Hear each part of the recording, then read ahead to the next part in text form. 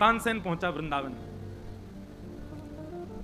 वृंदावन गया, सामने जाकर के स्वामी श्री हरिदास जी महाराज को प्रणाम किया और प्रणाम करके उसने अपना परिचय प्रदान किया। बोलो भगवान मैं तानसेन हूं, गायन की सेवा करता हूं दरबारों में, राजाओं के यहां।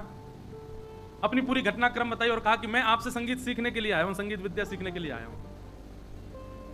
स्वामी श्री हरिदास जी महाराज बोले लोक रंजन करवे वारे, दुनिया के बादशाह को रिझावे और तो मैं सिखाऊं फिर तू जाके उन बादशाह की खवासी करे। और स्वामी श्री हरिदास जी तो खड़े बोलते हैं, आज भी हमारे हरिदासी महापुरुष सब खड़े ही बोलते हैं, बहुत बड़ा सौभाग्यशाली हो वहां से प्रेम से बोल जाए। अच्छा एक बात है, जहां से प्रेम से बोल जाए वो सौभाग्यशाली है ही नहीं। जहां में पढ़े महाराज दो चार डंडा समझो कि हाँ लकुटी पड़े स्वामी जी हरिदास जी की है ना, ऐसी एक आध पड़ जाए समझो हाँ कृपा है गई। हरिदास सिंह को तो भाव ही अलग है। लेकिन तानसेन तो महाराज चरणन में बैठ के बोले नहीं जय जय आप कृपा करो, आप आज्ञा करके मुझ को सुंदर राग रागनी सिखाओ। तो स्वामी जी बोले रोज आ जाए पीछे पड़ो भाई, चल बैठ जाए यहीं पे, चल राग यमन सुना। तो महाराज जो अब मैं तो सामान्य राग बोलूंगा जितने मुझे याद हैं, पर ऐसे ऐसे राग जो तानसेन ने कभी सुने नहीं, स्वामी जी उसको बोलते ये गा के सुना, और वो जानता भी नहीं था फिर भी उन रागों को गाने लग जाता था। स्वामी जी महाराज कहते अब चल ये वाला राग सुना, वही राग गाने लग जाता जो स्वामी जी उसको आज्ञा करते।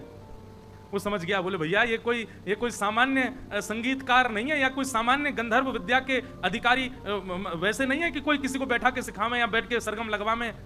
ये तो कृपा भर के अगर देख लेंगे तो महाराज जाके स्वर नहीं होगा वो भी गाने लग जाएगा। ये तो स्वामी जी की कृपा है। और स्वामी जी ने ऐसे ही बोल बोल करके चल अब ये राग सुना, अब ये राग सुना, अब ये राग सुना, जो राग को नाम लेते तानसेन गाने लग जाता। तानसेन का एक पद है, बहुत सुंदर भाव है। तानसेन कह रहे हैं द्रगन मेरे ज्योलो सुख होए त्योलो देखवो करूं तिहारो ही आनंद। अभी तक तो केवल राजाओं की खवासी करी, पर स्वामी श्री हरिदास जी की चरण रज प्राप्त है गई तो तानसेन के शब्द बदल गए। बिहारी जी के सामने बैठ के गा रहा है कि मेरे नेत्रन को जैसे सुख मिले तैसे मैं आपको दर्शन किया करूं, या फिर भाव ऐसा है कि आपको देखवे में ही मेरे नेत्रन को सुख प्राप्त होवे। एक पल अंतर होए अंधियारो सूझत ना दिन दिए। आपके बगैर यदि एक क्षण भी मेरा व्यतीत होता है तो मेरे आंखों के आगे अंधियारे हो जाते हैं। दिन के दिया यानी कि सूर्य भी मुझको दिखाई नहीं देते हैं आपके आगे। हे नाथ आपको रूप कैसो है।